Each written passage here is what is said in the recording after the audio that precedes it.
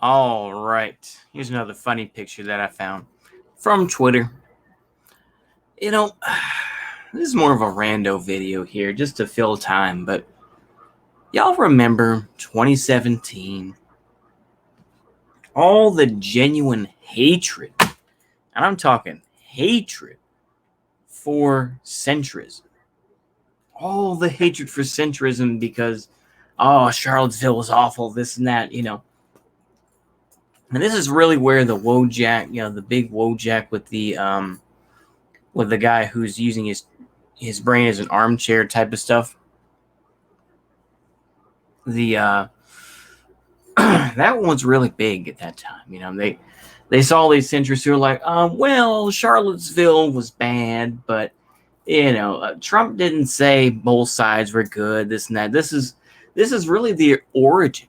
I would say Charlottesville was the origin of the phrase both sidesing, as it's used today in today's lexicon. Obviously, that term, has been used before, but I think the way it's used today is basically through that.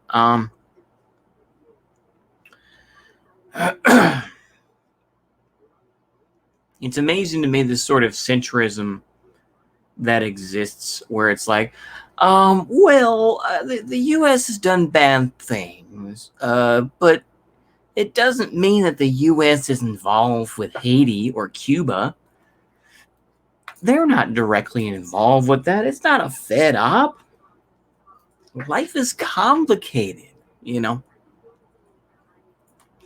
enemy of my enemy is not always my friend. And you get all this sort of garbage that goes on, and you realize that things go back around, don't they? They always come back around. Folks will say, well, Biden's doing bad, but, he's not Trump. The thing is, it's like the meme that's been said before, where it's like, buy product, get excited for new product, consume, basically. And that's what it's like with presidents. And like I said, I know I'm going schizo, but whatever. I'm going with it. So, I mean, that's the whole thing, isn't it? Where, all this sort of, enlightened centrism now on Biden. The enlightened centrism on what's going on in Haiti or what's going on in Cuba, where it's like, that's not real socialism. Real socialism has never existed. And of course, a certain commentator is saying, well, that's not what socialism really is. We would have markets and everything else like that. And it's just excuses. It's excuses to try to justify your beliefs because you don't want to go all the way down the rabbit hole. That's really what it is, in my opinion.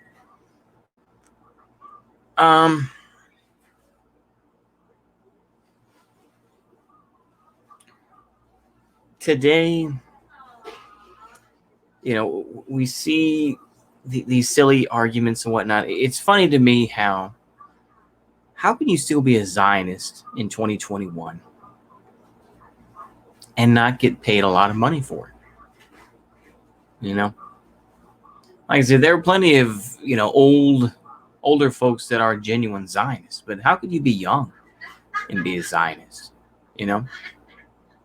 Unless you think that there's a lot of money in it for you, why are you doing it?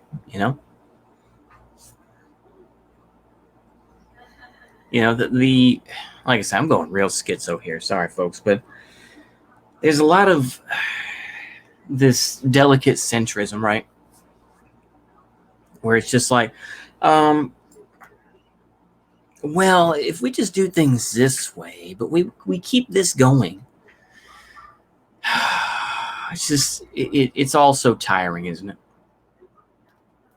In a certain way, hopefully the age of nuance that we are in right now under Joe Biden will wake people up and say, yeah, maybe we shouldn't just keep voting for Democrats so that we can avoid more Trump and more fascism. Maybe we should stop doing that. Simply voting for a candidate because they give lip service to our ideas. The thing is, you can cope about, Bernie Sanders as well. I'm not going to sit here and argue with it, but the thing is, man, is that this is, the pitiful times that we are in, where we see left-wing folks who'd be like, maybe we shouldn't leave Afghanistan. Well, we never had a plan in the first place. Name a president, name any group in the United States who was ready to solve Afghanistan.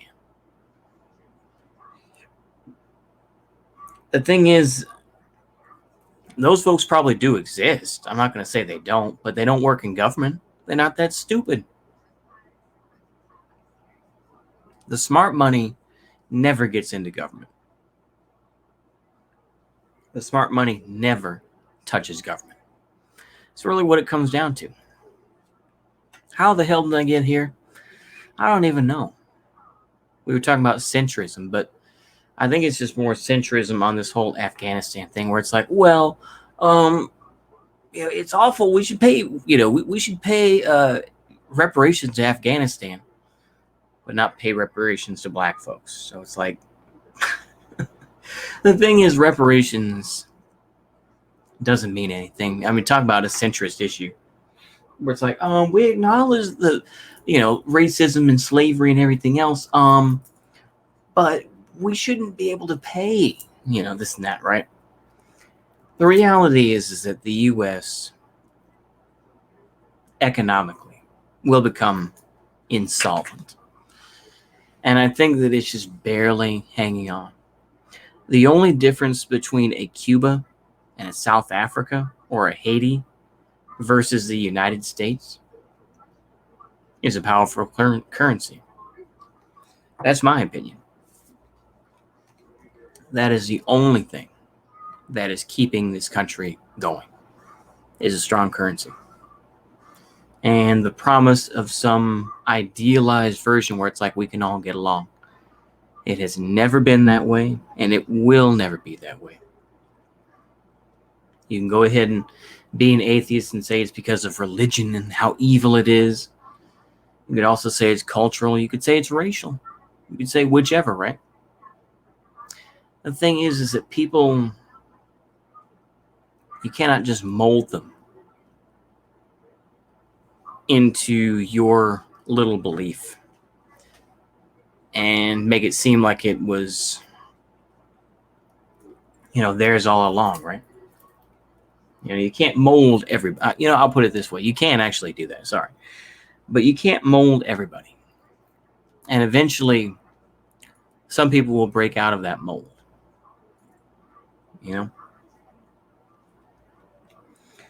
It's just like, I don't know. It's like centrism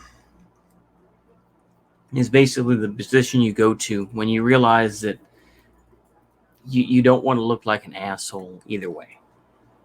You don't want to be far right and support, capitalism and destruction of everything.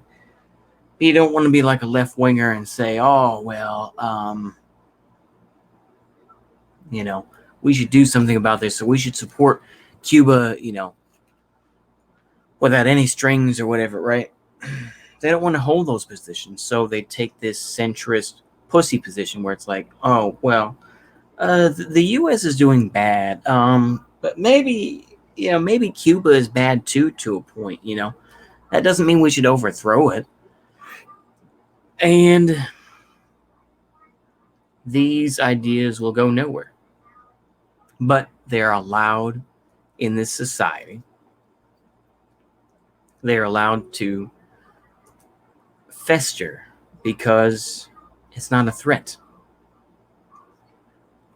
And you have to remember that.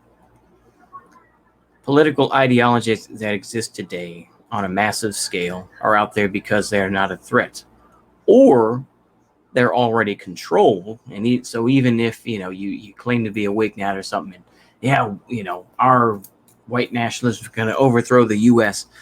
Fact is, how many feds are in your group?